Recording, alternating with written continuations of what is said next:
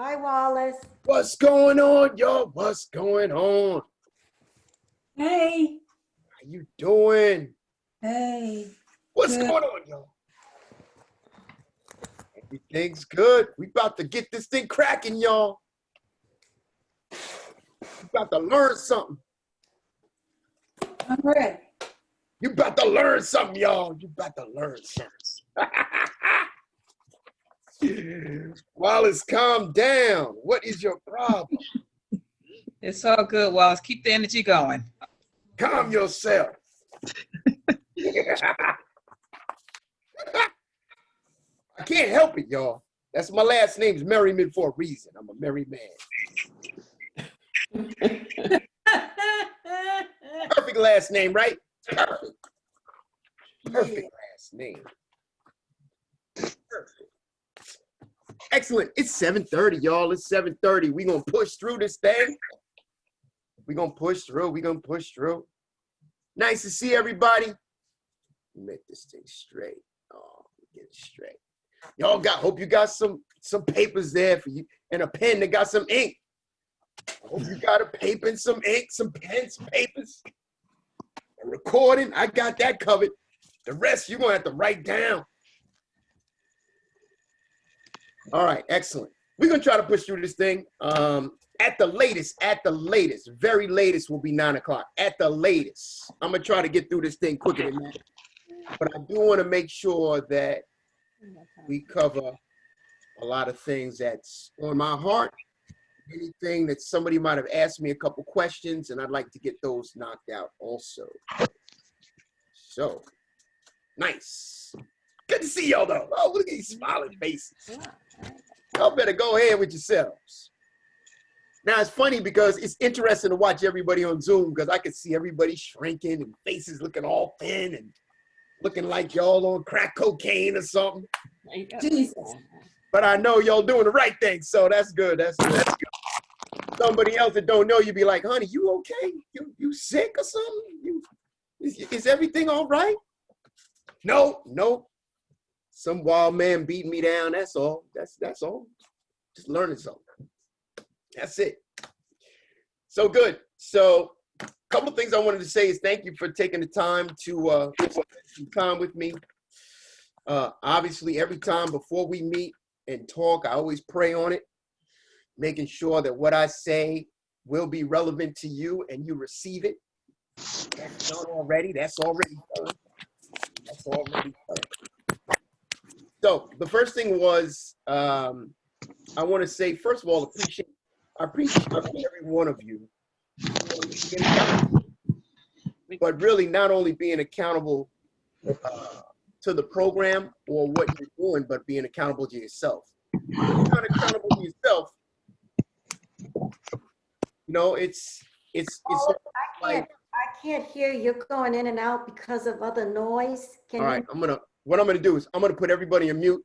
If you got a question, what I'm gonna do is you unmute yourself. That's cool? Everybody good? Okay. All right, good. So I appreciate your accountability, appreciate what you're doing, appreciate you being accountable to you, because actually that's more important than anything else. Being accountable to me is fine, but if you're not accountable to yourself, it's not gonna really work in your best interest, right? Because what we're doing is we're trying to develop a couple of things. We're trying to develop some new habits. We're trying to keep ourselves, everybody has their own separate goal. Look, everybody on the Zoom call has a separate goal. The beautiful part is that they're all intertwined because all of you are going in the same direction, but each one of you have your own personal goal that you're trying to meet, right? So that's a key component. So the first thing I wanted to say was, and I want to get your thoughts on this, and if you want to unmute, that's fine at this time, but as you know, on Tuesdays, Mondays and Tuesdays, we do our boot camps. What I'd like to do is to also implement resistant bands into this program. So in order to implement the resistant bands, that means I would have to get everybody to have 100% buy-in on that.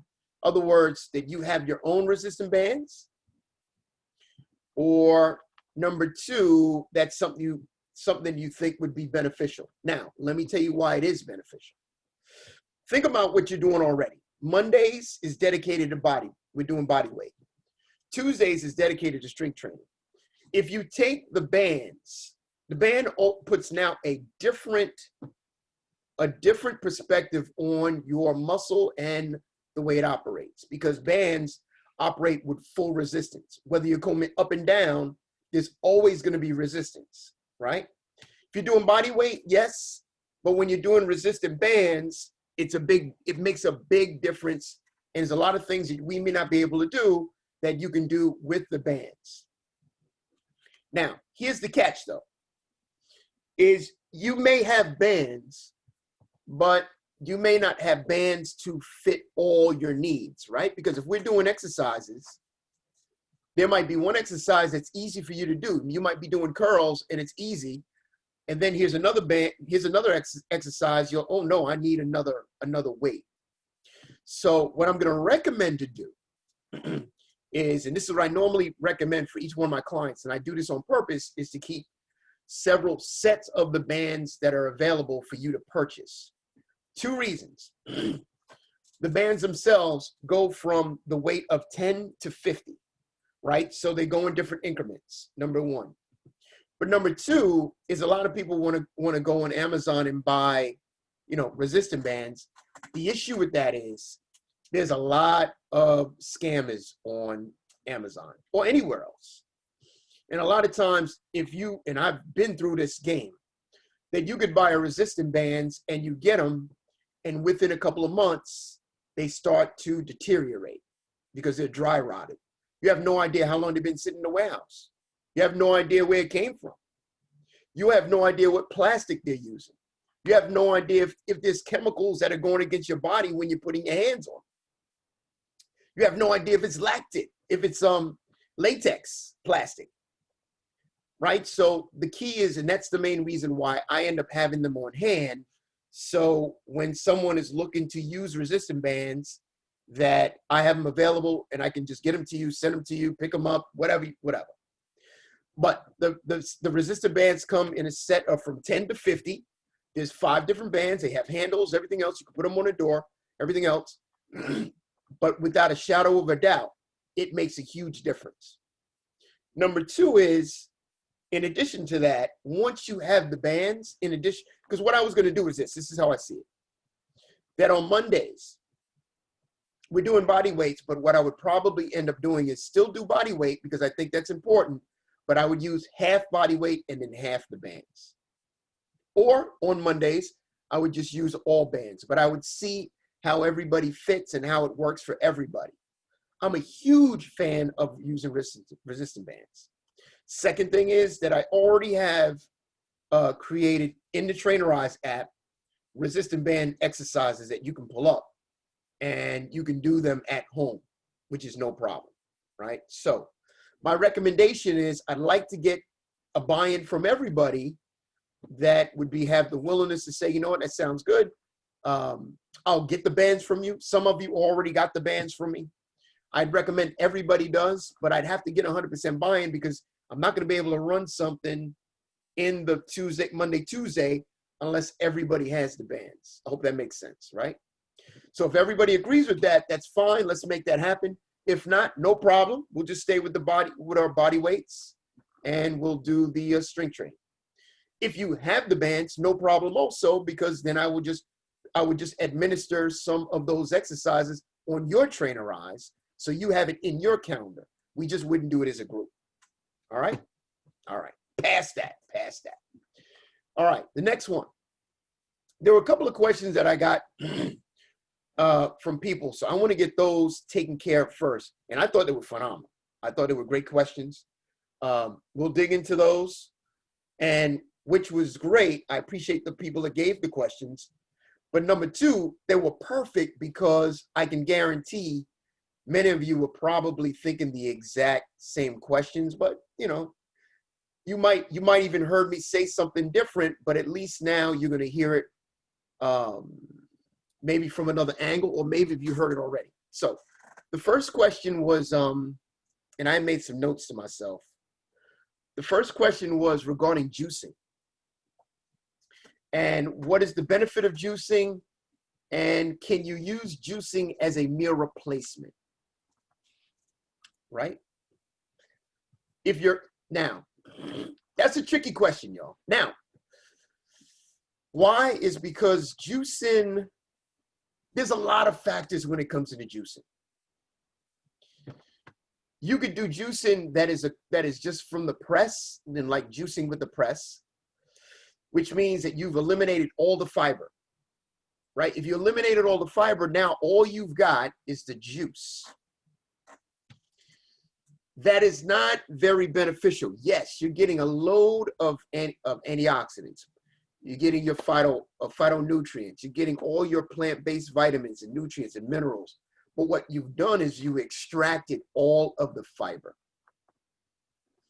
And the majority of the things that we juice, if you don't have the fiber, it's going to go directly into sugar.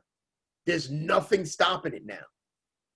See, if you were having, let's say you were going to have a smoothie that had bananas in it, maybe oranges in it, but it did have a green base also. But what you did was that you decided, I'm not going to put anything in it.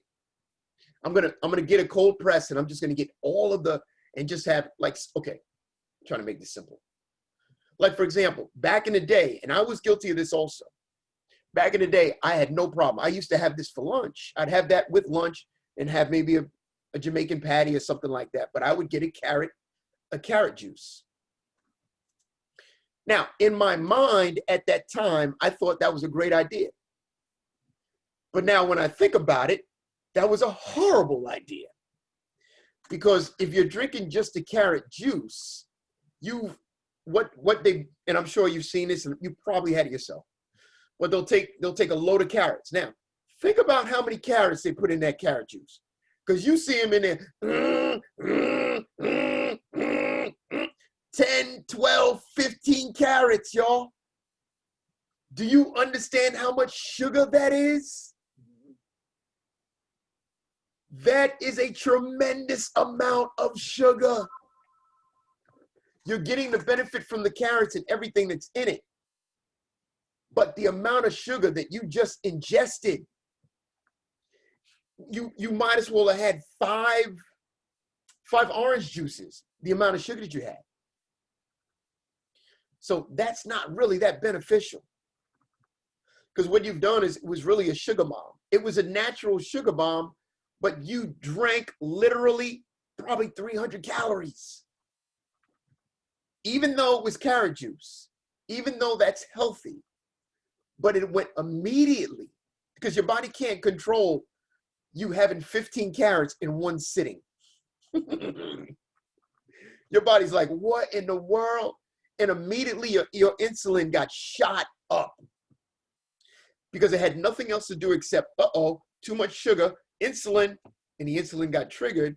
Your body can't handle all of that carrot juice. So you've got a benefit of probably 15, maybe 15% of it, but then you lost 85% that went directly to fat. That's a problem. So I do not recommend you just having a carrot juice or beet juice or just getting the straight juice, because what you're doing is you're eliminating the fiber, and now your body said, whoa, this is too much sugar. I can't control it. I don't know what you want me to do with all this, but there's nothing I can do. It's the same scenario as if you had an orange juice. If you drank a regular glass of orange juice, that regular glass of orange juice is literally about 12 oranges. 12. You had 12 oranges in one sitting. Again, do you understand how much sugar that is? Now, if you're gonna have orange juice, we go to the supermarket, we'll get orange juice. That's the wrong answer too, because you might as well have just saved your money and bought some Kool-Aid.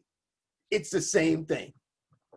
Orange juice and Kool-Aid would be the same, because as soon, anything that you see in the supermarket and it says that it was pasteurized,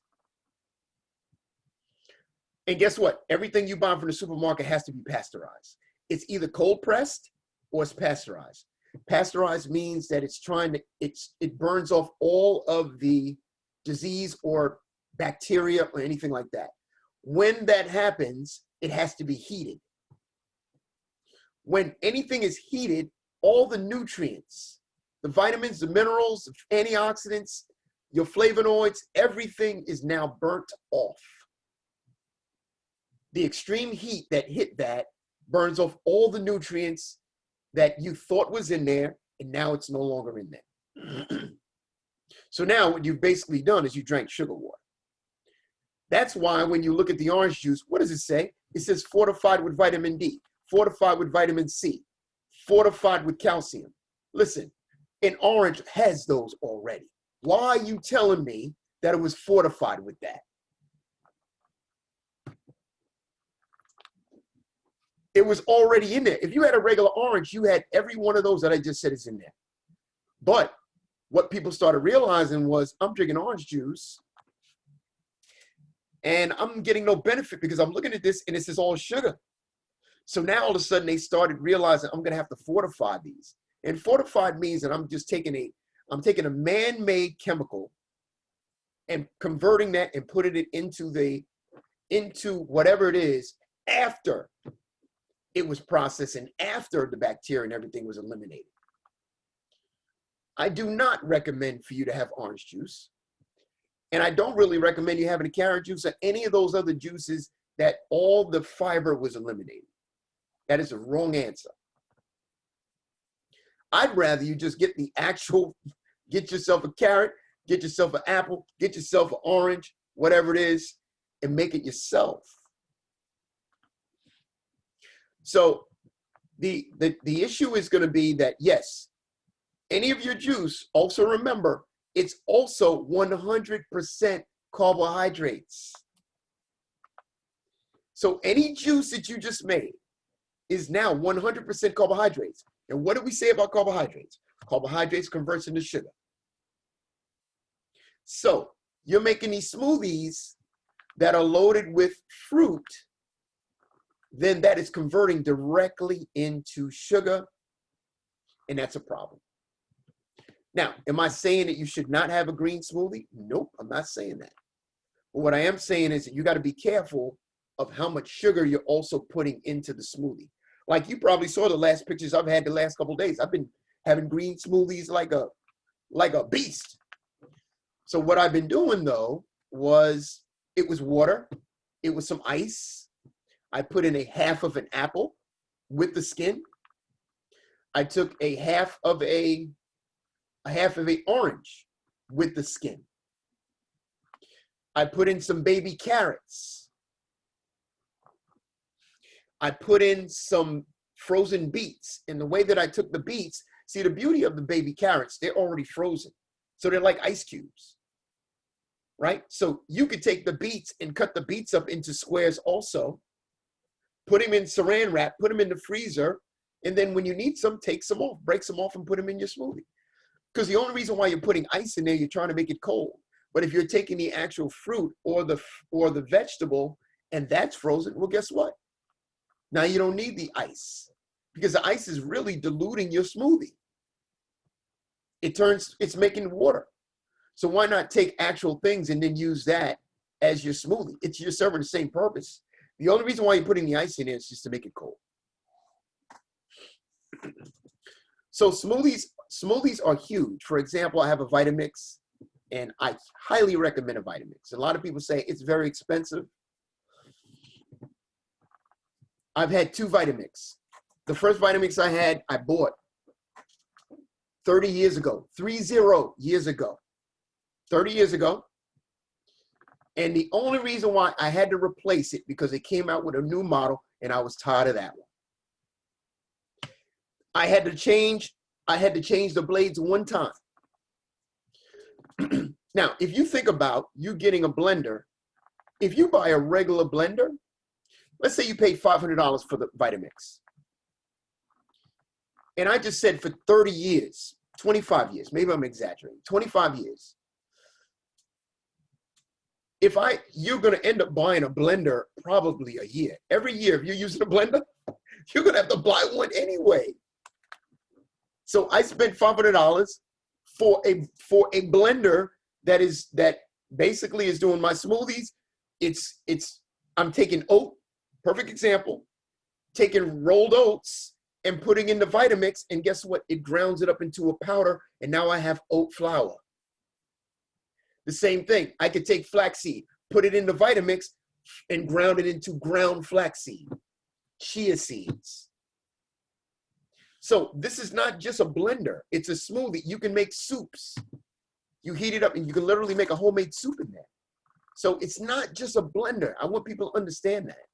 It's huge. For example, the same thing that you notice the vinaigrettes that I made. Same thing, I made them in the Vitamix. The reason why the Vitamix is a great idea is because it pulverizes anything that you put in there. The centrifugal force in there is so high speed that it pulverizes and literally eats away all the fiber and makes it liquefied. So you're still getting the fiber, but the issue is that now you're digesting it and the body doesn't have to worry about breaking it down, but it's bulk and it goes into your stomach and your body can utilize it right into the bloodstream.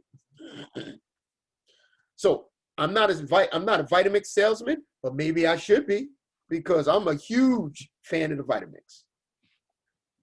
All right, there was one more note I wanted to bring up about the fruit juice.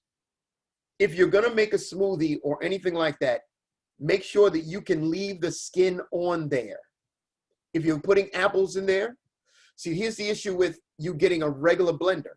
Regular blenders don't have a motor that's strong enough in order for it to blend into a point where you need it. In fact, if you go to any bartender or any chef or any restaurant, you're gonna see only two machines that are in there. Either a Vitamix or a Blendex machine. That is it. Because they are commercial grade blenders. High speed and a very heavy blender, matter of fact. The motor is huge, but it will pulverize anything that you put in there. So it's worth you spending the money in order to have it because again, you can have it for 20 years and not have a problem. You're gonna buy another blender, it's not even gonna be strong enough and you're not even gonna utilize it for the things that you wanna use it for. Number two is if you're making smoothies and you're just putting in all fruit in the smoothie, you'll end up finding out the amount of sugar that is in the smoothie is the same amount of sugar as you would have in a soda. Same amount. Because remember, your body is gonna just interpret it as sugar anyway. Yes, you're gonna get some nutrients from it, but you're also gonna get the sugar. So here would be the scenario. The scenario would be the best thing. Oh, I'm sorry. What I put in the smoothie, I meant to tell you this, it was basically called a super blend. The super blend had kale in it. It had, spinach. It had, super blend is basically multiple greens in one particular bunch. It's like a bunch, right? Kale, all of them combined. It has spinach, kale, everything inside of it as one. All right, you know what I'm saying. So some of the benefits are, if you're gonna put anything in a smoothie, I'm gonna highly recommend, and it's gotta be organic because they are highly sprayed. You may not think so, but they are highly sprayed. Think about this. If you were gonna buy some kale or spinach and it had these big old bug holes in the middle of them, would you buy them? You're not gonna buy them. So how do you think they prevent that from happening? They gotta spray them. If they're organic, then they're organically grown and they use, natural properties to take care of it. But if it's not organic, y'all, you are getting highly sprayed, processed. You're wasting your money. So here were the things that I would say: kale, spinach, broccoli, chard, Swiss chard, really, celery, beets, cucumbers, radishes. Now, the only of all of those I said, I'll say them back real quick. Kale, spinach, broccoli, Swiss chard, celery, beets, carrots, cucumbers, radishes, y'all. Y'all are missing out on the radishes. Radishes, all of those are excellent components to put in your smoothies. The two that you need to be careful of, though, is going to be the beets and the carrots. Because like we just said, they have a lot of sugar.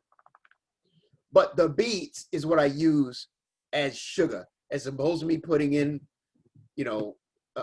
agave or anything like that. Now, the question was, can you make a meal drink? Can you make a green smoothie a meal drink?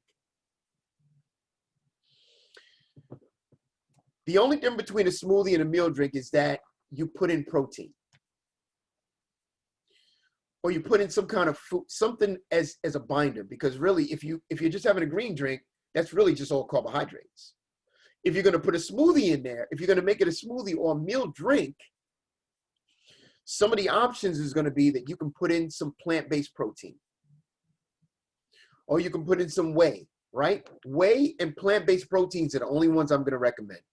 Whey protein, W-H-E-Y, or a plant-based. No soy, no soy.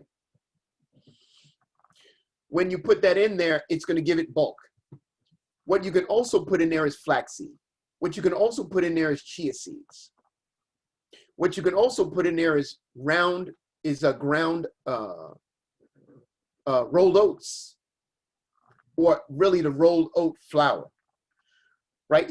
For the Vitamix, that will break down and you won't have to. But if you're going to get a blender that's not that strong, then you have to get the oat flour already to put it in there as a binding, right? So you can put ground flaxseed. Chia seeds, though, you put chia seeds in there. If you had chia seeds before, you know them suckers get thick real quick.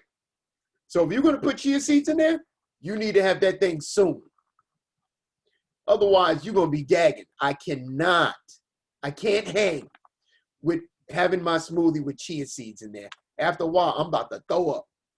So if you're going to have it with chia seeds, you need to have that thing like soon, right? If you think you're going to go to work, let me make a green smoothie and put chia seeds. By the time you go to work, you'll be like, that thing is thick. So don't do it. Don't do it. Don't do it. That's the only thing I'm going to say with that. All right. So the hard, fast rule is you want to focus on having green drinks, leave the skin, but you got to make sure it's organic, right? Next thing is go green as much as you can. Don't skip on the radishes. Don't skip on the celery, right? Throw your kale in. Don't skip on Swiss chard. Swiss chard has a tremendous amount of nutrients in it. Swiss chard.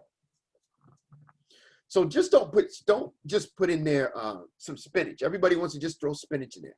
Man, throw the rainbow in that thing. Anything green, just throw it in there. Collard greens, I don't care. Because all of them will break down and you're going to get a good benefit because it hits your gut and it's going to give you soluble fiber and you're going to have some awesome bowel movements, y'all. Awesome bowel movements. Calm down, Wallace. Okay. That's all with that. Does that make sense? Everybody's good? We good with that? All right, let's keep moving. The next one was about processed foods. Are there good processed foods? That was awesome, y'all. That's a good question. Woo! What do you think? Do you think there's good processed foods?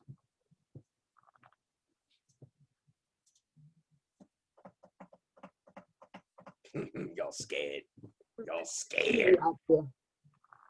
Yes, there's good processed foods. Golly, Lord have mercy. Yes, there's good processed foods. Now, but, you know I got a but in here. Processed foods, the easiest way for me to explain what a processed food is, that it was modified for one simple reason, to keep it on the shelf for a long period of time so you could spend your money. Right? So anything processed means that it was taken out of God's created position, and they figured out how they can make it man-made to keep it on the shelf to allow it to have a shelf life. The bulk of when you say processed food, you're saying that man-made junk food. That's not necessarily true because, like I'm going to talk about right now, that there are processed foods that are actually not bad for you either, right? Because also, think about it, processed foods might be that how can we prevent it from being refrigerated? Or how can we get it from dying so quickly naturally? So the fast route is you want to avoid processed foods, but there are there are some that are good. First thing is the biggest issue, one of the biggest issues with processed food is the majority of your processed foods use soybean oil. And soybean oil is probably one of the worst oils that you could have. I already told you that canola oil should be no longer in your recipe books at all. I have no idea why the United States continues to push canola oil, but that's one of the worst oils that you can get. I know why, because anyway, it's all a lobbying thing and political. But the issue is you don't want canola oil, and you don't want soybean oil. But by default, soybean oil is pretty much in every processed food that you can basically purchase. There's soybean oil. The problem with soybean oil, it is one of the biggest forms of inflammation. Soybean oil is probably one of the biggest culprits of omega-6 fatty acids. You have omega-3s, which are good acids, good fatty acids. You have omega-6. And omega-6 fatty acids creates inflammation. In soybean oil, the soybean is quote unquote supposed to be good, but the soybean oil has been extracted from every nutrient from it, and now it's created as a preservative, and now you can put that in there, but that's where you're getting most of your trans fats. And here's the sad part. You can go to any Chinese restaurant and you can see clear as day what the oil is. And what does it say? Soybean oil. Because it's the cheapest. So you can pretty much guarantee that your Chinese food, unless it's a high-end place, you can pretty much guarantee your Chinese food is in soybean oil. Can I interrupt you for one question while you're on soybean? Why not? Okay. Why not use it? One question. Yes. The soybean, for a woman, wouldn't that if you eat too much of it, isn't it true that it over supply you with estrogen? Absolutely. And it could cause cancer? Yep. Okay. And actually, I'll even go further than that. Soybean in general, and here's the thing, so even vegetarians are eating tofu. But what is tofu? Soy. All this is fermented soybeans. So the issue when you're taking any soy itself, your body has a very difficult time breaking down soy, number one. Number two, that soy in general creates a tremendous amount of estrogen. Number three is that it creates inflammation, heart disease, cancer, dementia. I mean, long term, the soy industry is not really a benefit. But not only that, it's destroying our land because soybeans take a lot of water just to grow. So I'm not a fan at all of soybeans, and if you could eliminate that as much as you can, I'd recommend do it. The other thing is you want to do is that, remember, the soybean oil also it's basically hydrogenated, right? Has trans fats. Trans fats is really the fat that stays in your system that's very difficult for you to get rid of. That's why everybody's making a big deal about your trans fats. So trans fats is basically a solid fat, a molecule that's very difficult to leave your body, and that's what ends up staying. So you're going to get fat, but that's the biggest part you want to eliminate. So here's some of the benefits, some processed foods that are good for you. Now think about this. They're processed foods, but they're actually good. So canned fish, right? Tuna, it's processed foods. It's in a can, but it's good for you. Salmon, same thing. Canned salmon, frozen fruits.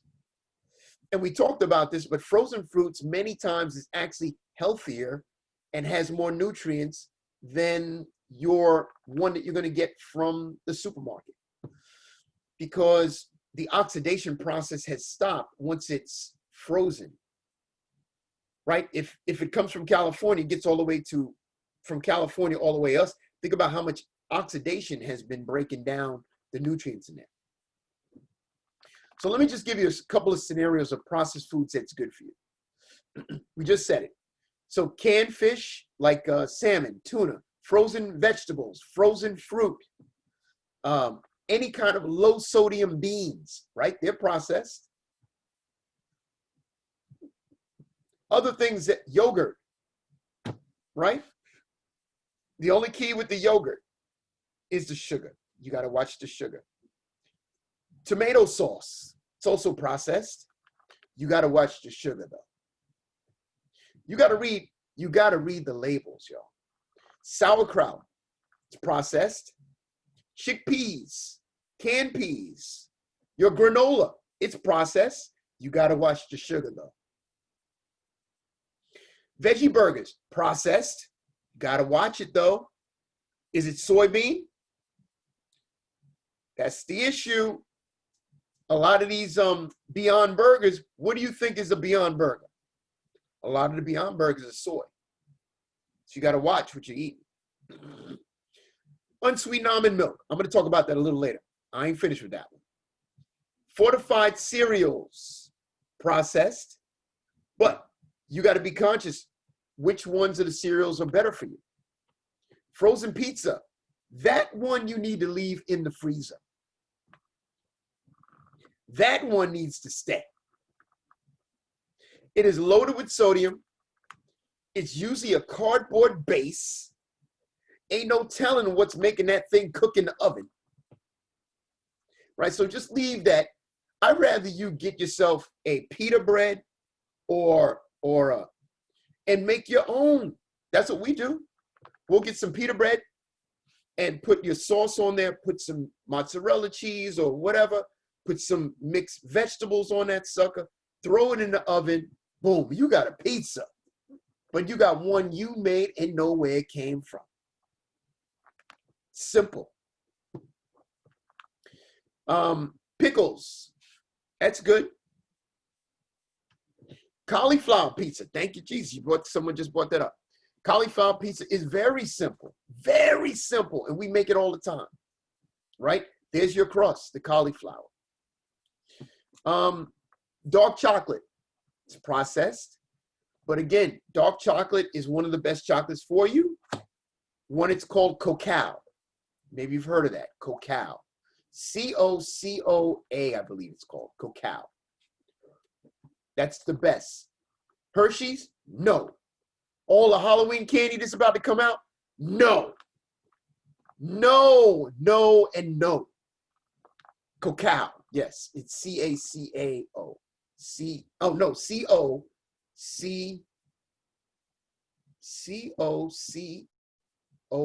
Something like that, y'all, something like that. Cacao.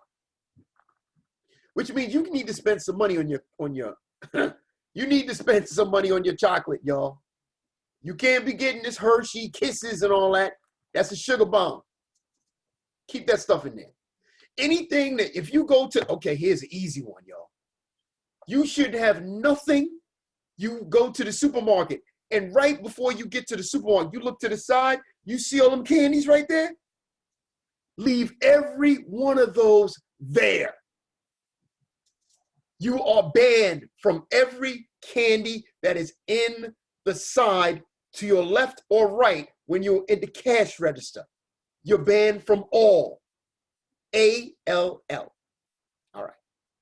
Next one, peanut butter, processed, right? String cheese, processed. Each one of those you can have, but you got to look at the label and you got to be conscious. Is there soy in there? Is it hydrogenated oil in there? So yes, you do have things that are processed. Now, here's something, I wrote this down. Here's some of the things that you want to be conscious about when you process. I just said, anything that has soybean oil, anything that contains high fructose corn syrup, anything that says hydrogenated, anything that's advertised on TV commercial. Let me say this again. Anything that's advertised on a TV commercial. If they got money to advertise that, you better believe that is some junk food.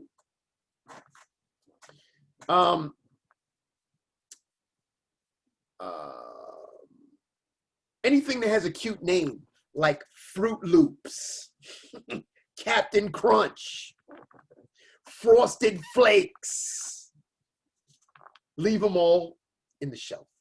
Well, one quick question since you're on cereal. Is there, I bought a box of brown rice cereal Yes. from my mom's, and I don't have it in front of me, but every now and then I need to have something quick, and Yep. I bought that. Yep. So it doesn't hardly have any sugar, no sodium. Right. I forgot who it's by, but it costs a pretty penny, but Yeah. it's brown rice cereal. But anyway, I just wanted to throw that out. Yeah, so brown rice cereal is very good because the nice part about brown rice cereal, anything that's rice-based, even like rice cakes, there's no gluten, right? There's no gluten. Some people don't even realize, but they're gluten sensitive. And gluten is basically a glue. It's like a glue. It's a binder that in your gut makes you feel bloated. So some people are gluten sensitive. Some people are not.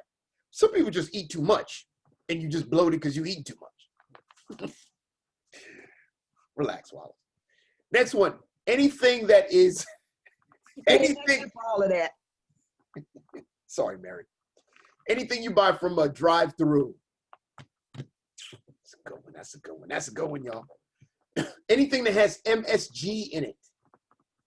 No MSG. That is a pure inflammation. Pure inflammation. Anything that has the word cheese food. Cheese food. Cheese food. Right? Anything that has artificial sweeteners. Anything that has 7 or more items in the ingredients. When you go to the ingredients, if you can see more than 7 and you can't even pronounce the name of those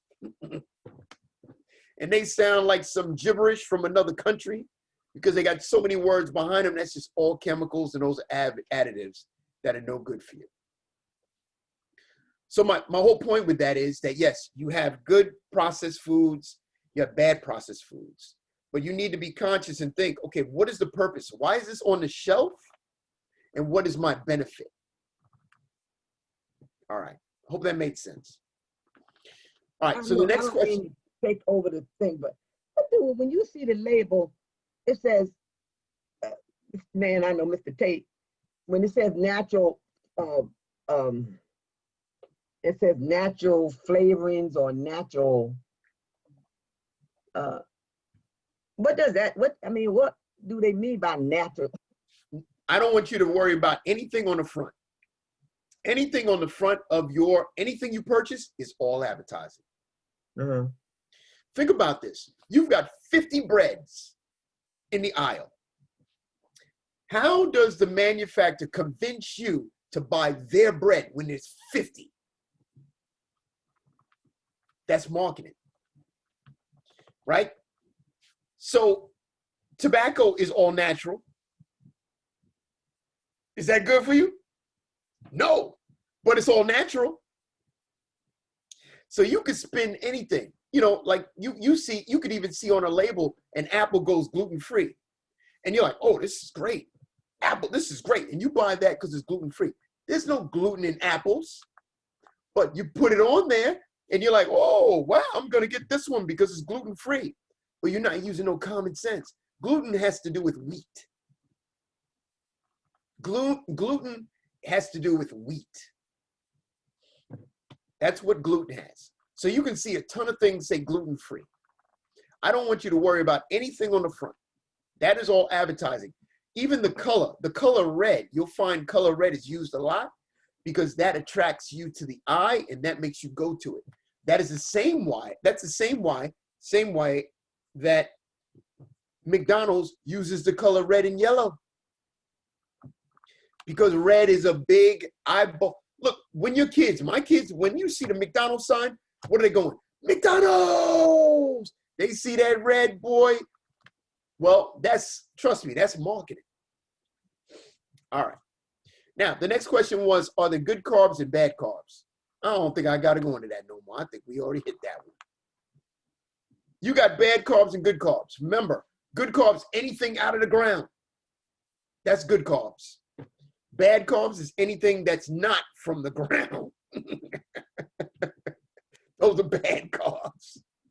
Anything man-made is bad carbs. Anything that was out of the ground, those are good carbs. But remember, a carb is a carb. They all sugar. All right. Next question was about dairy. Is dairy good for you? Is dairy good for you? That's a problem. Not necessarily, right? Dairy's not really good for you for the simple reason is the amount of additives that are put into our cows and sheeps is tremendous. So you want to try to stay away as much dairy as you possibly can because there's a lot of growth hormones that are in there.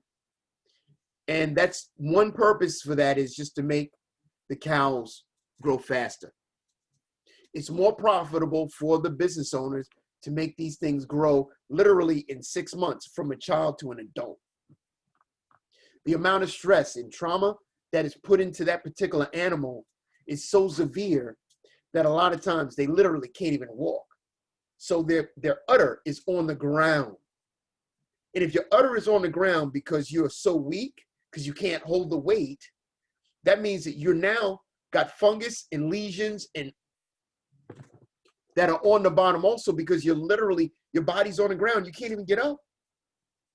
So you better believe there's a tremendous amount of disease that's also being admitted from that. So there's a lot of issues because of testosterone, progesterone, and all of these is about 6 of them. The FDA allows manufacturers to put in our food in order for it to work. So a lot of these antibiotics, remember, not only put in testosterone to make them grow, but to prevent disease, because a lot of them are in disease. That disease is basically dis-ease, that they also have to put antibodies in there.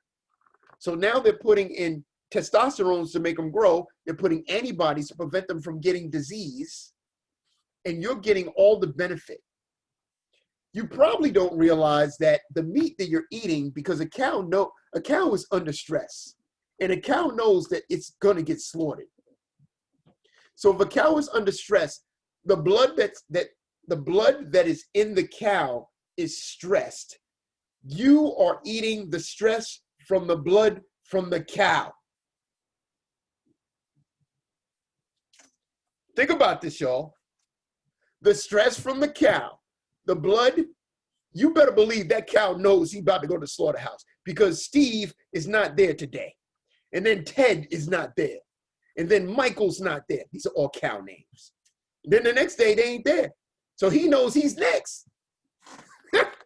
You don't think that cow's stressed? All their buddies are disappearing every day? So the blood is overstressed. That stress that's in the blood is now being emitted to you because you're consuming that product, plus the inflammation, plus the probiotics, the antibiotics, all the stuff that's in there, you're getting all the chemicals. So what the best option is going to be to try to avoid dairy as much as you can. The best option is going to be anything that you're going to eat should be grass-fed. If you're going to have butter, have ghee. G-H-E-E, G-H-E-E, ghee, which is clarified butter. That means all the dairy has been removed. Clarified butter has no dairy proteins. It is non-dairy now. In fact, clarified butter you can leave outside. You don't even have to have it refrigerated. So pretty much anytime I make an omelet, either I use coconut oil or ghee. 9 times out of 10, if I'm making an omelet, that I'm using ghee. All right. Some of the things that you can consume, we're talking about dairy again, but you want to make sure it's organic. Again, organic yogurt, excellent because of the probiotics. There's probiotics in the yogurt. Kefir, K-E-F-I-R, which is very high probiotic. And it's basically a dairy, it's a dairy-based product, but it's very high in probiotics. Any grass-fed butter, ghee, even cheese. But again, your cheese should be the whiter cheese. Whiter cheese is better than your yellow cheese. But when you can, always try to go organic. Always try to go grass-fed.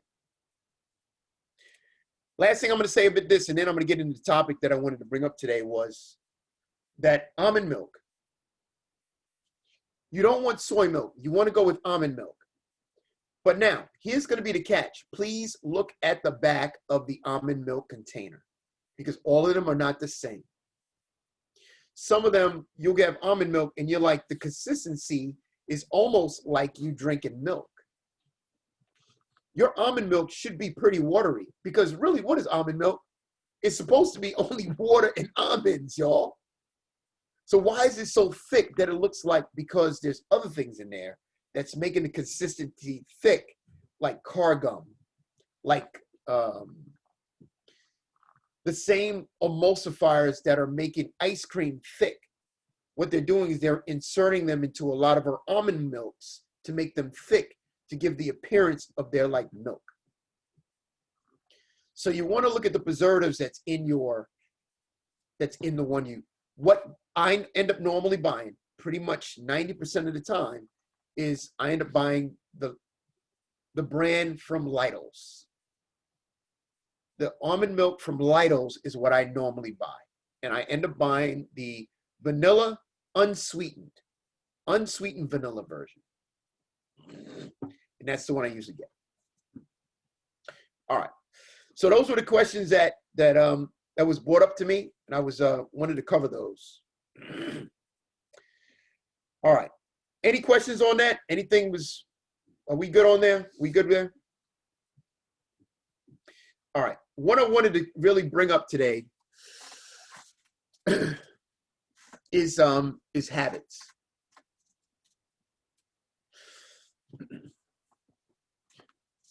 This is going to be the issue. Most people don't understand why in the world that they do these.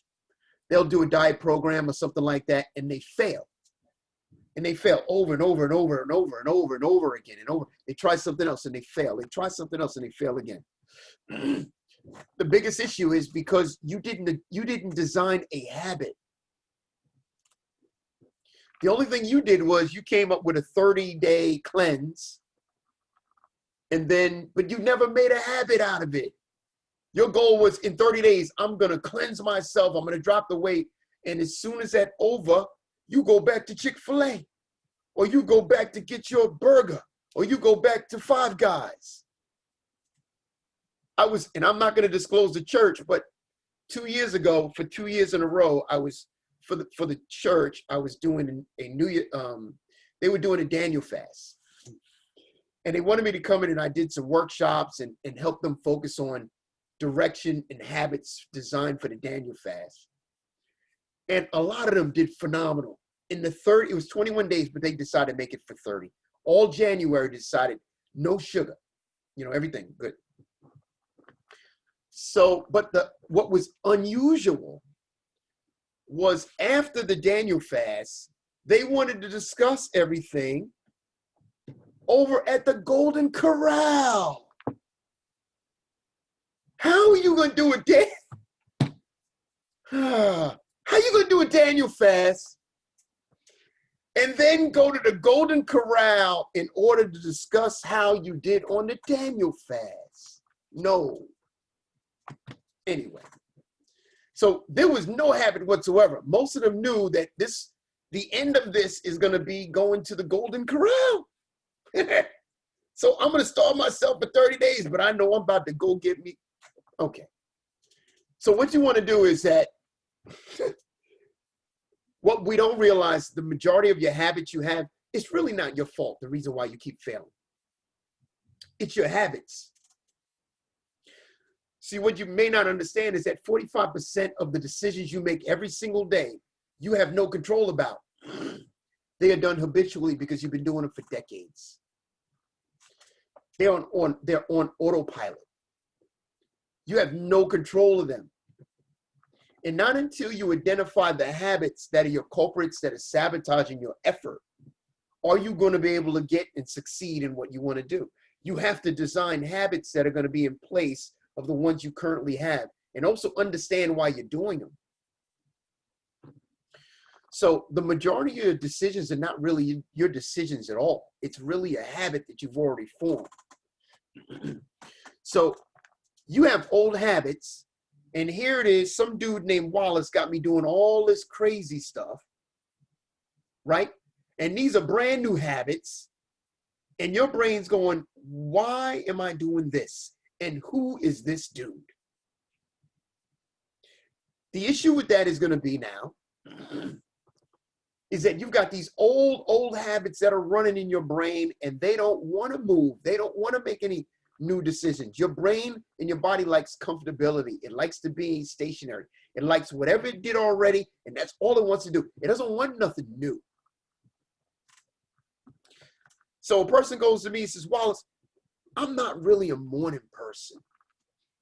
I don't like working out. I don't like having breakfast. I don't like. Can I tell you something? There's no such thing as a morning person. There's no such thing. You know why you're not a morning person? Because you keep telling yourself that over and over and over and over and over again. And now your subconscious mind is in full agreement with you to say, okay, you don't want to be a morning person. Fine. Let's not help you be a morning person. There's no such thing of you not being a morning person. But every time you say that, you're confirming to yourself that you're not. It's the same thing as somebody says, oh, I heard on Fox News, the flu's going to be tough this year. I better go get my shot. Every year I get the flu. Oh my goodness. Is that what you want? If that's what you want, keep saying that. If that's not what you want, stop saying that. Springtime, water spring. They said, boy, the hay fever is going to be tough this year. Oh my God, I better get my hay fever shot. I better go get my whatever. Is that what you want? Then good, keep saying it. If you don't, stop saying it. This is the old habit pattern. And every time you say it out loud to yourself, you're confirming the same thing. So everything you're saying now, we have to help you uncover some of the triggers that you have and identify and put something in place of that trigger or that habit that you have that you assume is basic. It's the same thing as somebody saying, I have diabetes because the rest of my family has diabetes. That's also a straight out lie. Your doctor asked you that question because he only sees you for 10 minutes. So he sees you for 10 minutes. He wants to know, tell me about your family history and blah, blah, blah. And now you assume, because that's what every doctor asks you the same thing, you assume, oh man, I'm predestined for diabetes because the rest of my family's diabetic. I'm going to get glaucoma because you're inserting that in your mind and you're doing confirmation. I need you to stop doing that. You can't, that's not true. None of those are true. So the first thing you want to do is that we want to help you understand a formula to prevent you from thinking that all the habits and all the things that you have that are identified as triggers that you can fix. If you think everything that I've done so far for you guys is not done by design, you've got to be out of your mind. There's a water check done by design every day. There's a weekly assessment done by design every day. You're getting confirmations in the morning. You're getting text messages and motivation. That's all done by design because 85% of what you say to yourself is negative.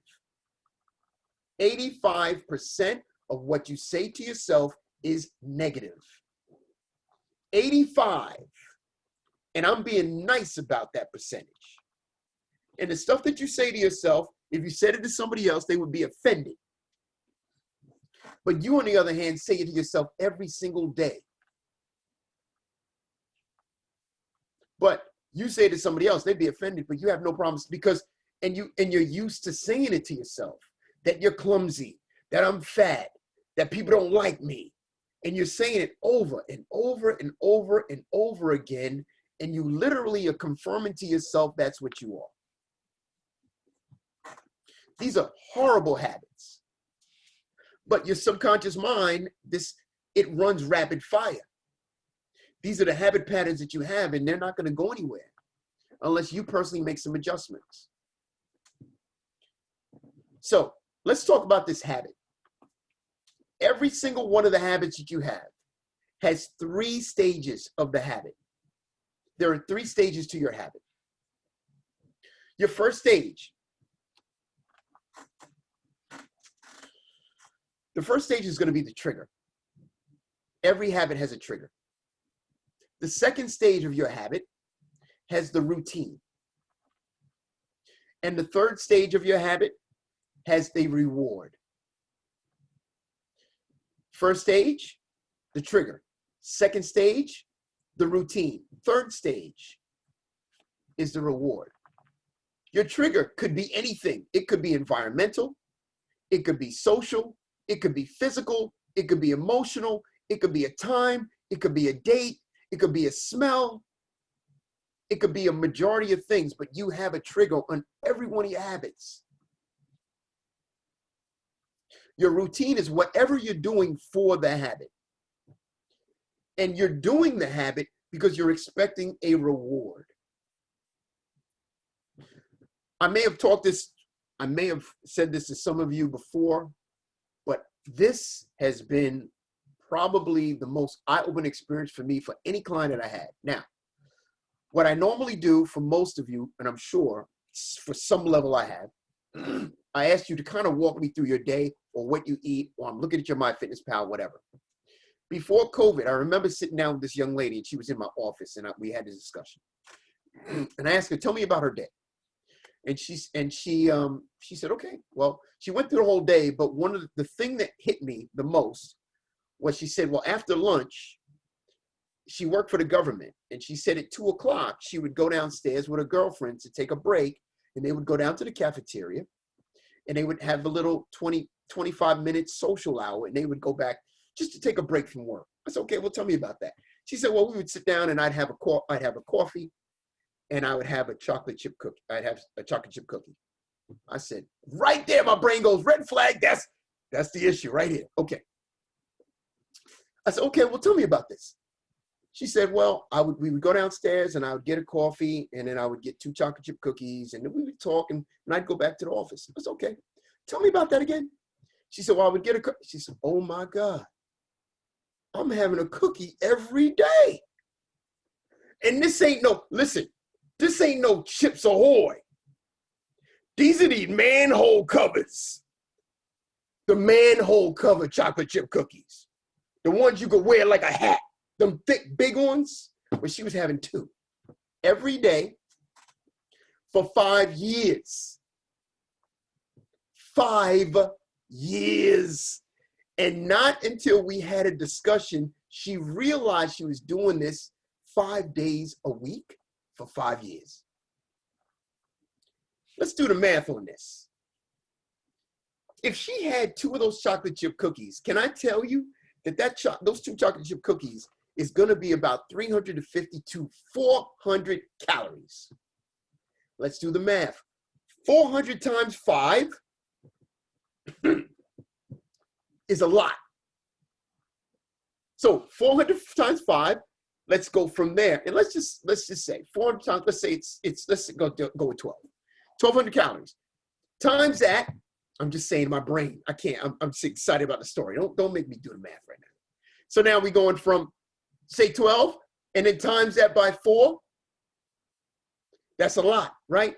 If 3,500 calories is 1 pound, she was having well over that. So she was putting on 2 pounds a month because she was having the cookies alone. Alone. That's 24 pounds in a year.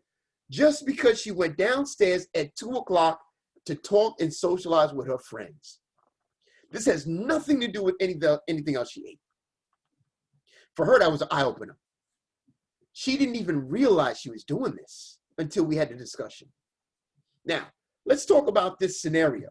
The scenario would be then, the trigger was 2 o'clock. Her routine was getting the coffee and the cookies. The back end was, what was the reward? The reward was she got a chance to chit chat with her friends. She got a chance to take a break from work and then go back to work. So there is the trigger, 2 o'clock.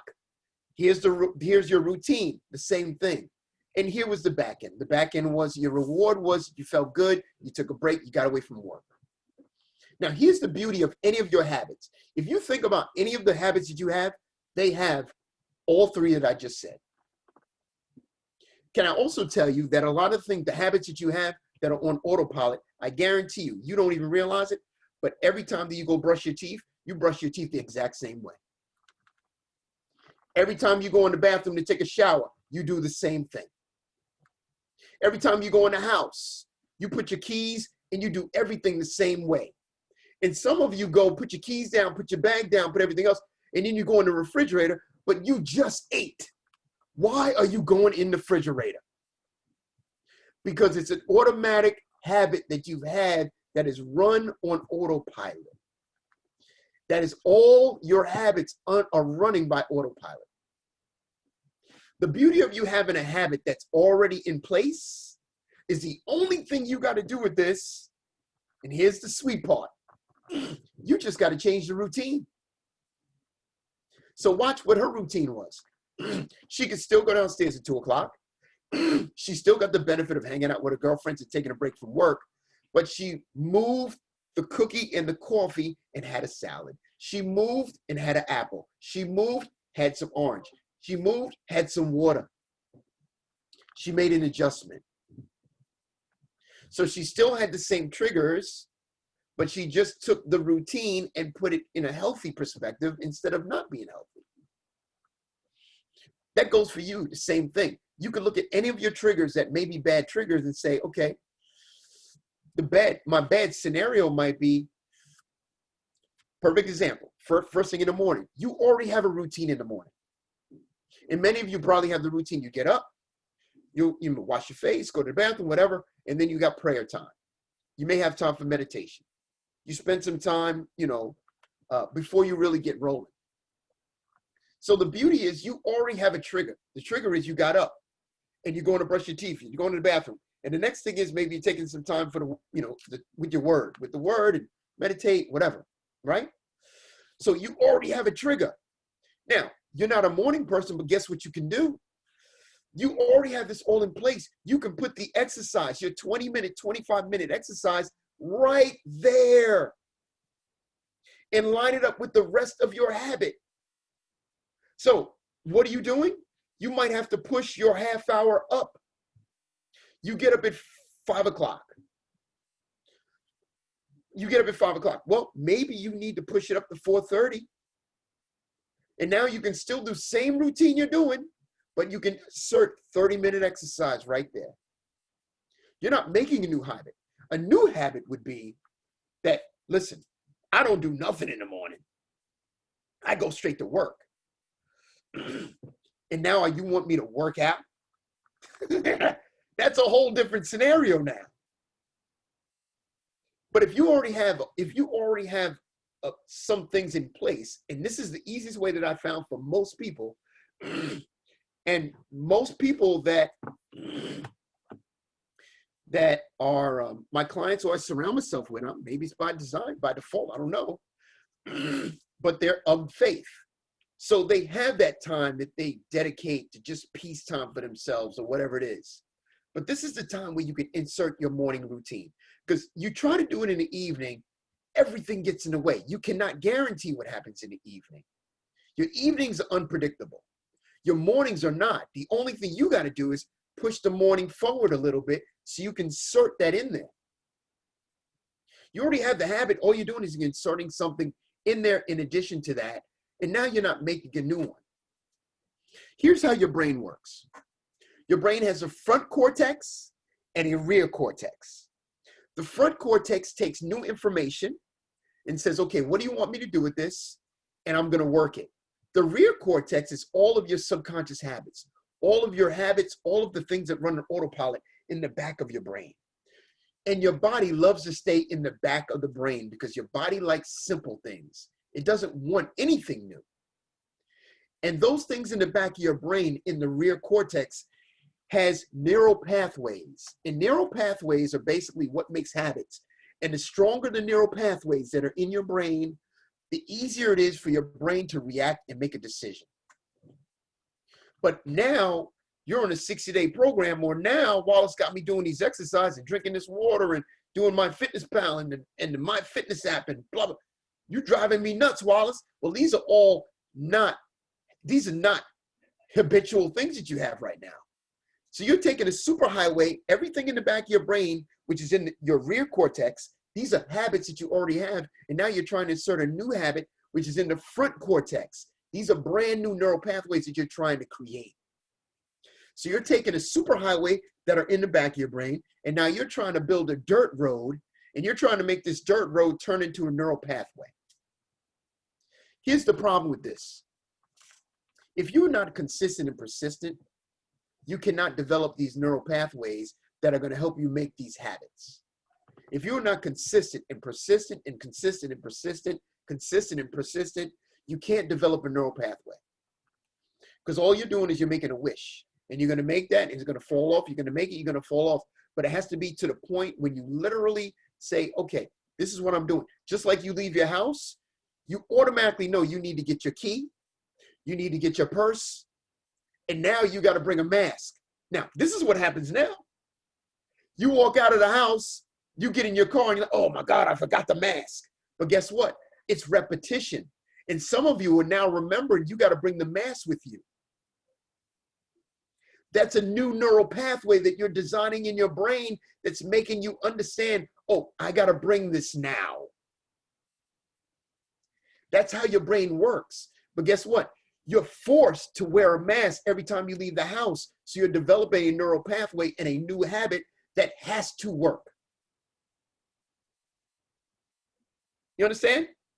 So you have to do the same thing with your exercise. You have to do the same thing with your eating. Anything else that you're trying to develop, you have to create it. Just like, beautiful thing, when you're driving, when you drive, you understand that you have no control of your foot going on the brake.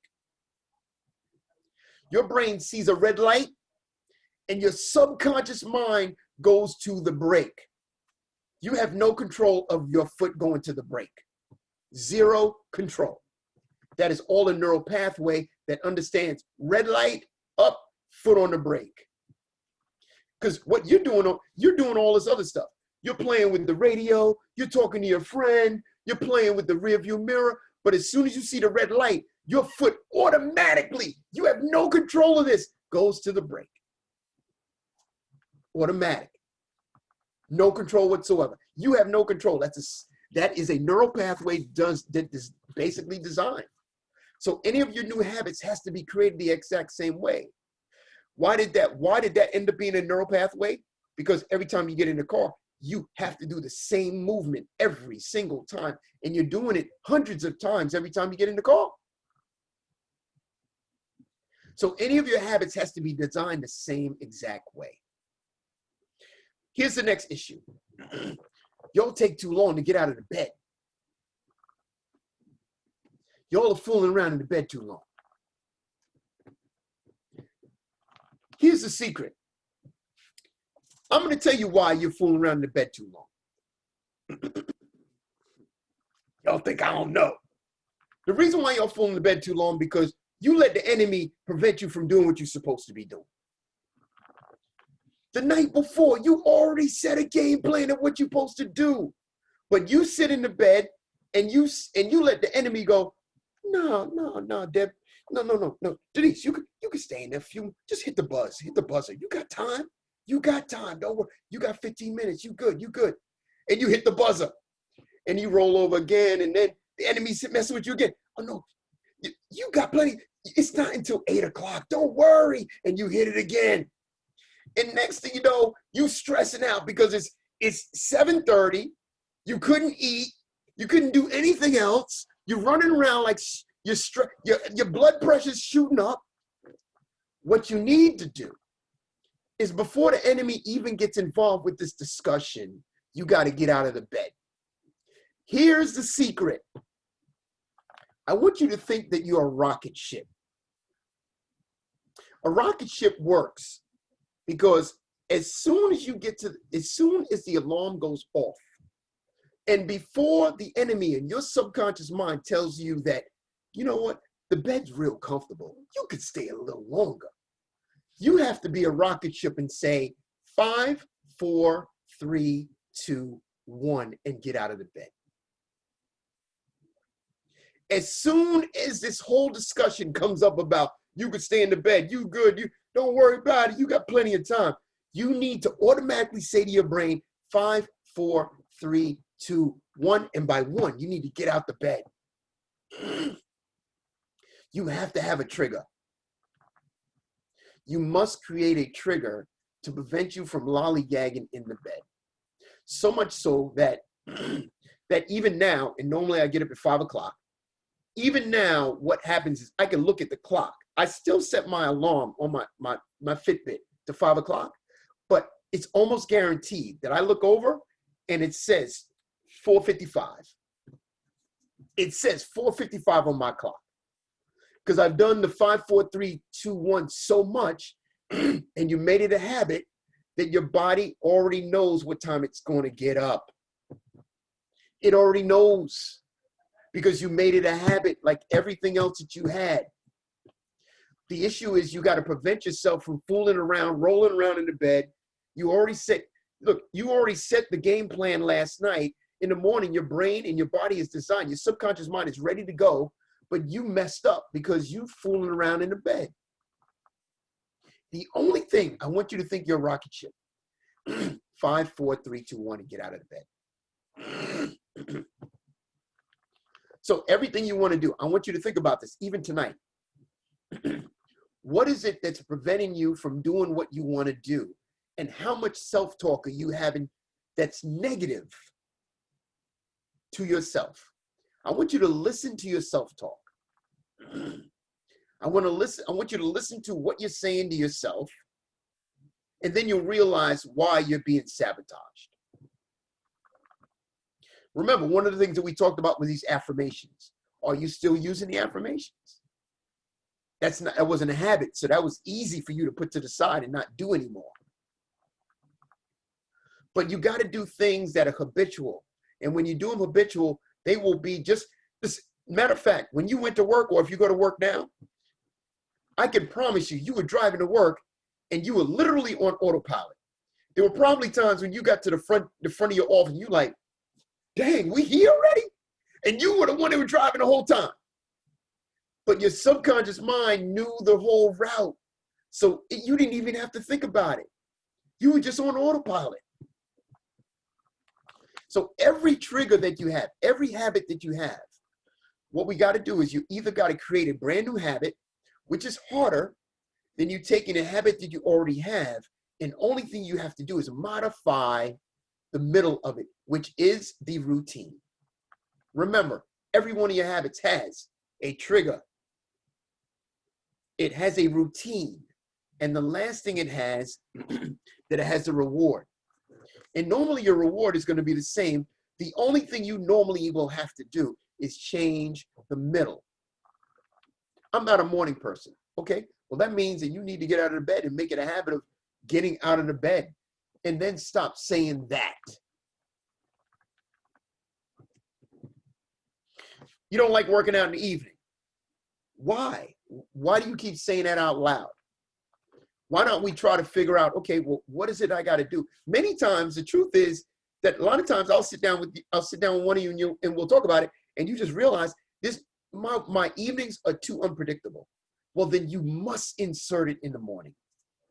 And that's going to require you to back out your morning routine. So if you're getting up at 5 o'clock, you might have to get up at 4:30. But guess what you've done?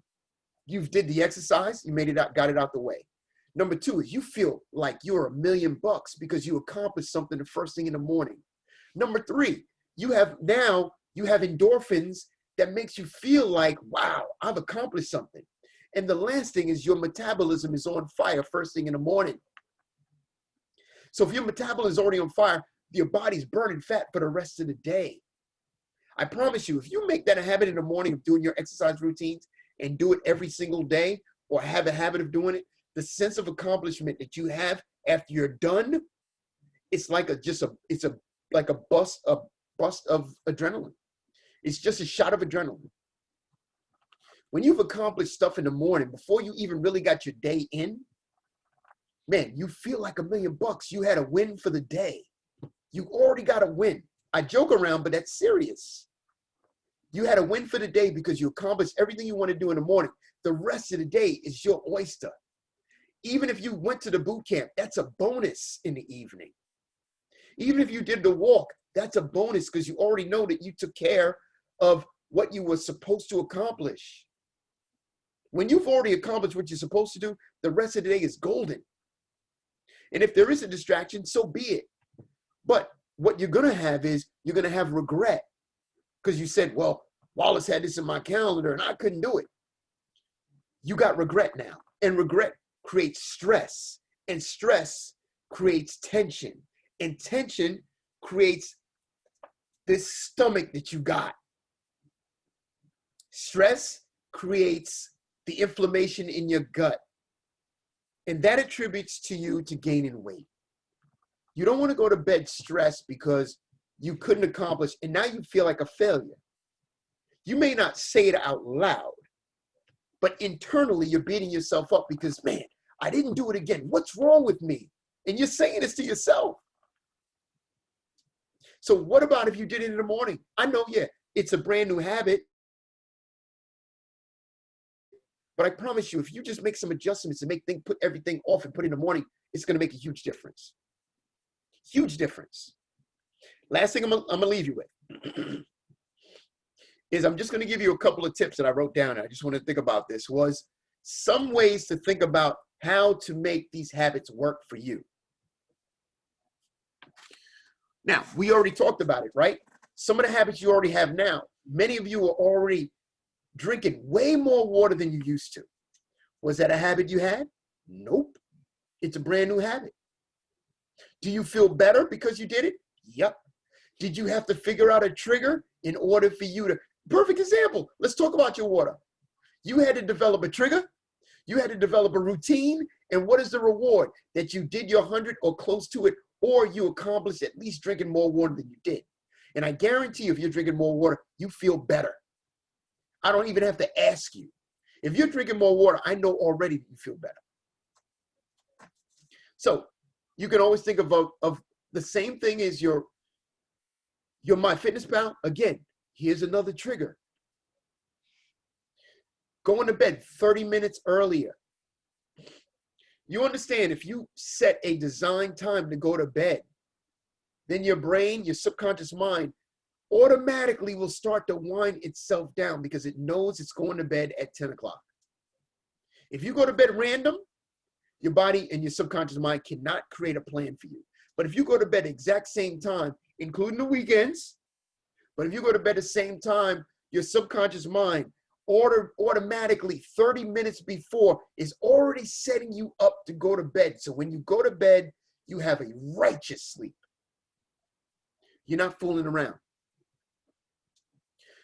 Place your treats. If you're a big snacker, put them out of sight or put them somewhere that they're above, like in a they're in your kitchen, but they're somewhere where you literally gonna have to get on a stool or something just to get it. Why? Because your subconscious mind go, I don't really need that. It gave you enough time to say, I don't need that snack. If you got to go get on a stool, and they go, by that time, you probably started thinking, I didn't need the snack.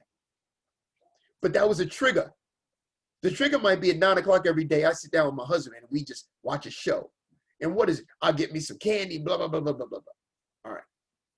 Same thing. Clean out your fridge. Clean up your house.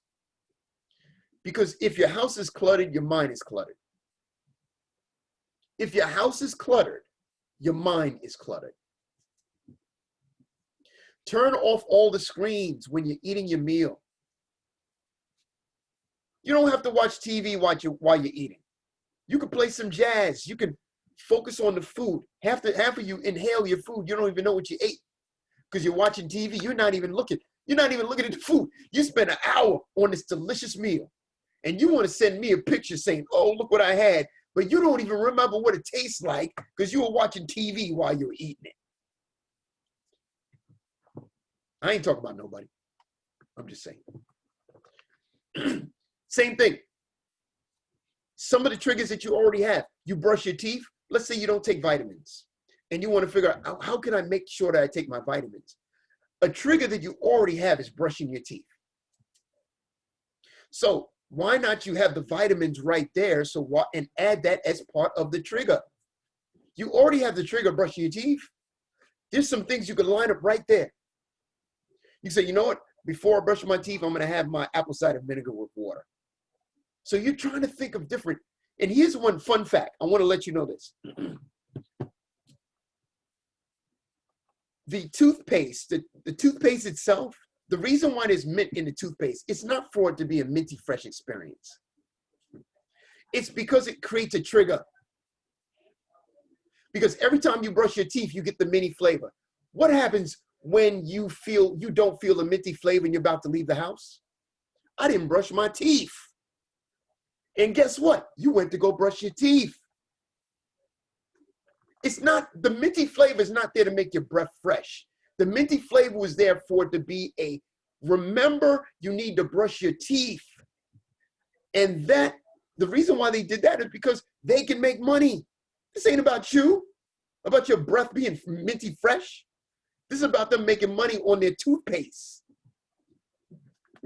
You getting it all wrong. You got it twisted. It ain't about you. But they made a habit for you to say, oh, my breath is feeling foul. Let me go get my tooth. They don't have to put they can put bubble gum in there. They don't have to put any flavor in there whatsoever. Another thing, stop eating at your desk. Right? Many times you got snacks and everything just surrounded around your desk. If you're going to have something around your desk, I call it ammo. Make sure that they're healthy snacks. Maybe some almonds, maybe this, maybe that. Things that are available that are around your desk while you're eating so you can stay within the 3 to 4 hour rule. Something that's going to make you want to have something. And the next thing I'm going to say, and I'll leave it with this, is Sunday should be the day that you're going to prep. Sunday should be your prep day.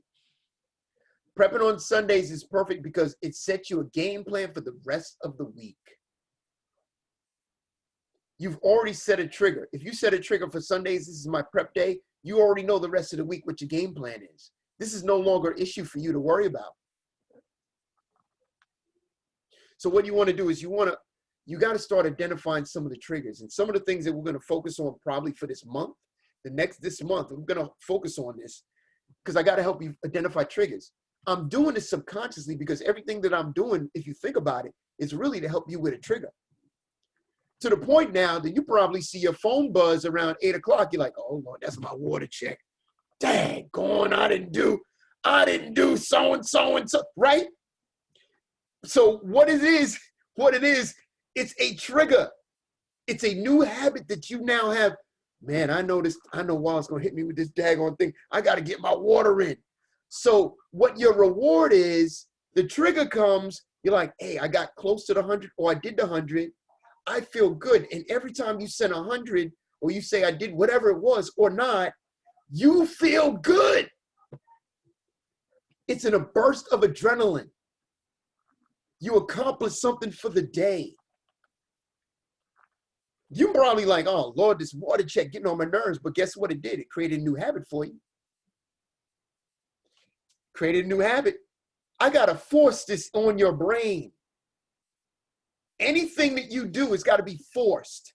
So I gotta force stuff on you. But once you got it, you got it. Right? Even if we're not even together anymore, you still in your brain is going, man, that 100, that was a good idea. Let me keep doing my 100. Let me keep doing my 100. Let me keep doing my 100. All right? Make sense, y'all? Did that help at least? Can everybody just put themselves off of mute real quick? And if anybody has any questions, and then I'm going to let you guys go. So anybody have any questions or something that we covered today?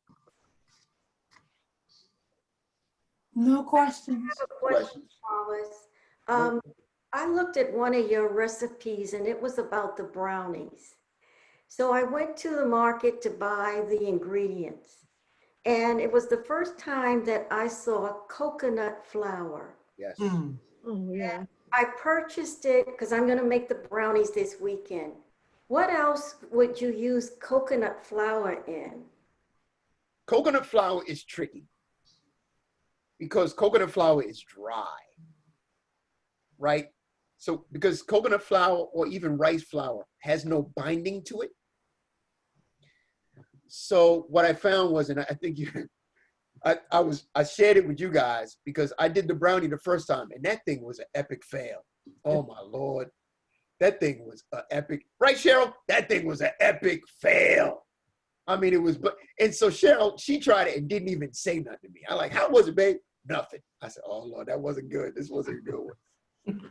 The second round I did it because what it was that it didn't ask for enough sweetener. I looked at it and I said,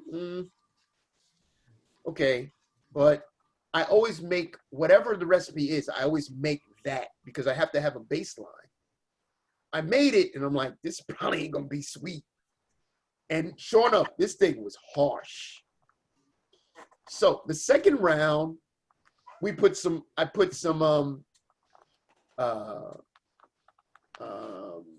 I added some sweetener to it and it still was kind of on the harsh side.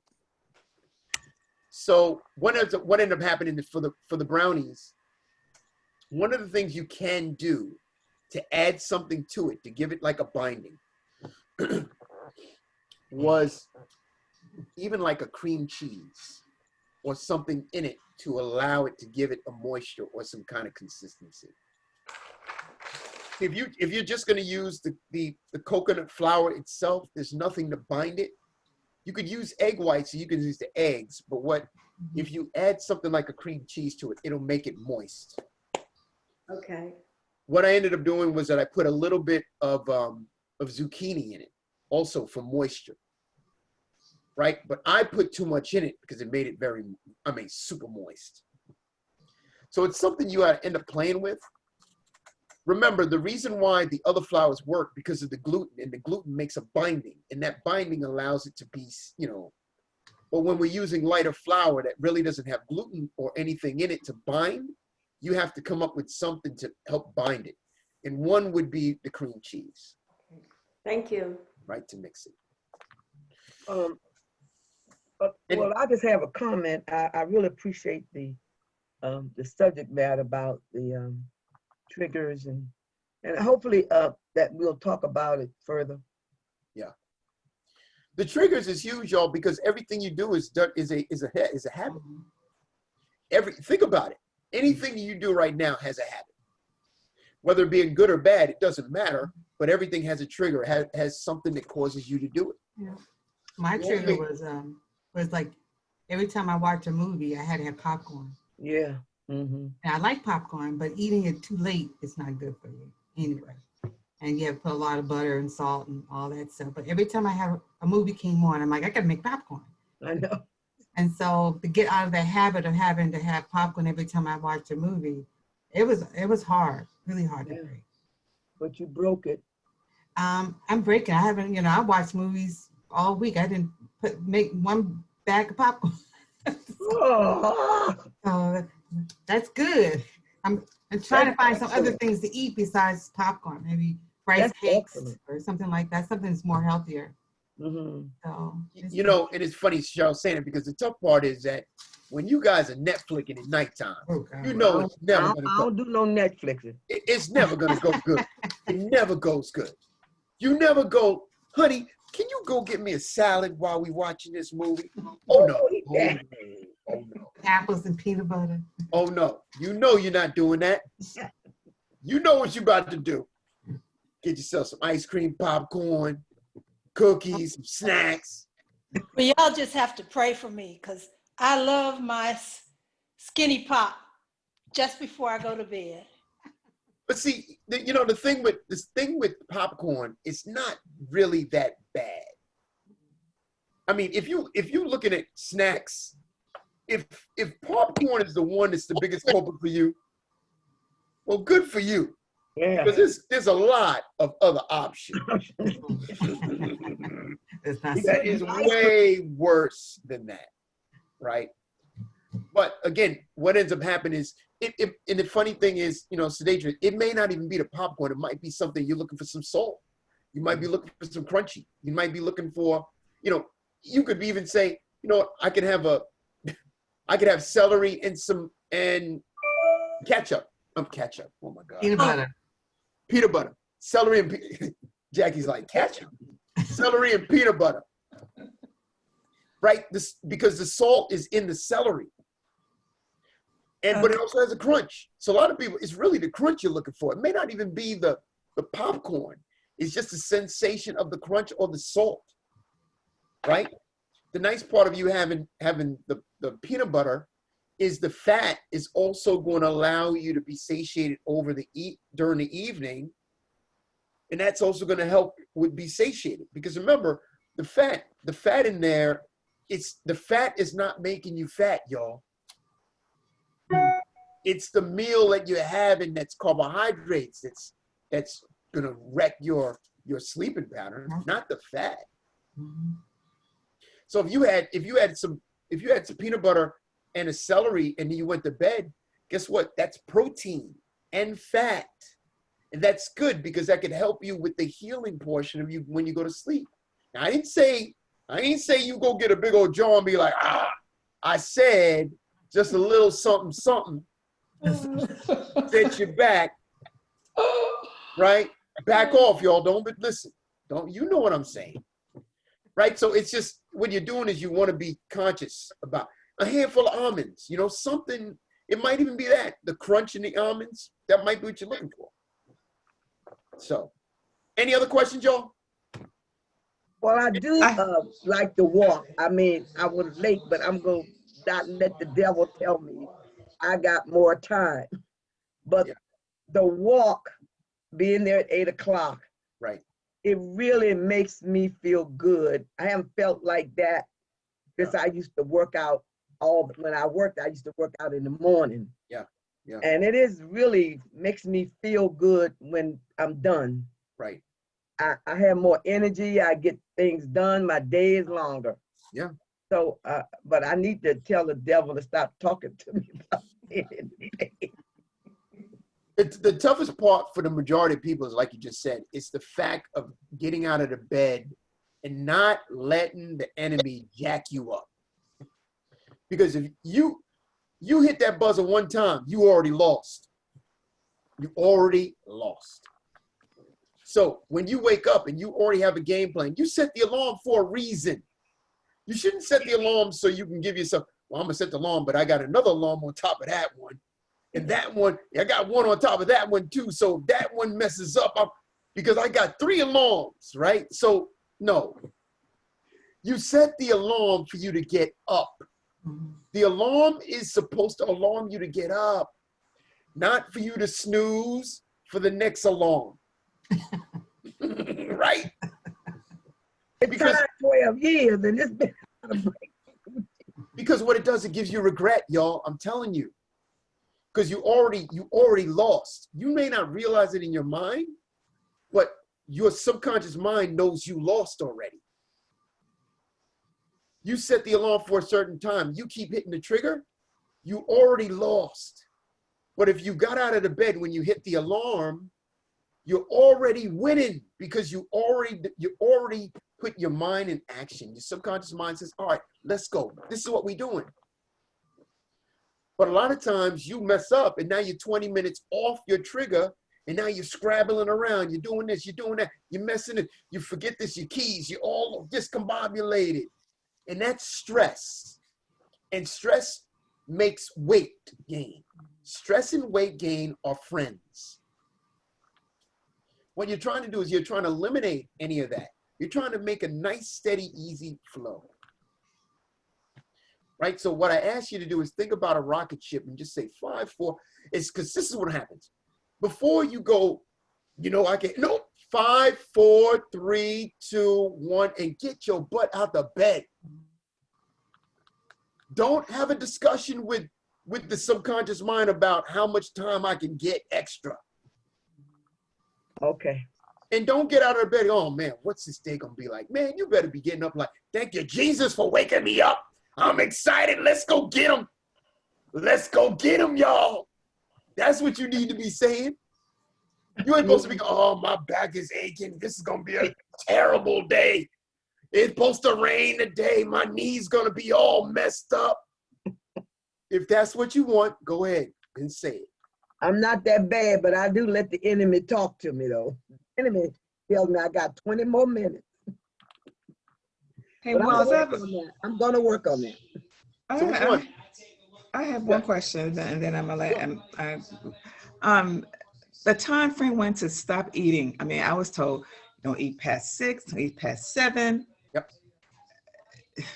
So that's all just the key is that you want to have the biggest, if you're having a big meal, absolutely. That should be around 6, 7. But you should still have a little something before you go to bed because you don't necessarily want to go to bed starving either. But the food you want to eat should not be really a carbohydrate. It should be more of a fat and a protein. Right? Because the carbohydrate is going to be fat, is sugar. But if you're having a carbohydrate and a protein before you go to bed, then your body can use that to help restore the body. Right? That those proteins is going to create amino acids, and amino acids are building blocks for the muscle that you worked on all day. But if you're going to eat a carbohydrate before you go to bed, well, now your body goes, this is extra sugar I got to work with. And now your insulin got jacked up. And what we're doing is we're trying to reverse that by going to bed and having a good sleep. So yeah, that's a bunch of hype. I don't want you to fool with that, but you do want to have a meal, but then the next one is have a snack and then you can go to bed, right? well, just to give her a hint, that My Fitness Pal have an article in here today about what we should eat for bedtime snacks Mhm. in the Fitness Pal. It's an article there today. Okay. So really, just eliminating carbs. Your carbs is not your friend when you go to bed. Your fats and your proteins are your friend. Anything else, y'all? Everybody's good? Thank you. Excellent, excellent. Thank Have a you. wonderful you. evening, y'all. Have You a wonderful too. evening. Proud of y'all. Thank And I you, will Mr. see y'all Wallace. soon. Have a great day. All right, thank you so much. Bye, everyone. Bye-bye. The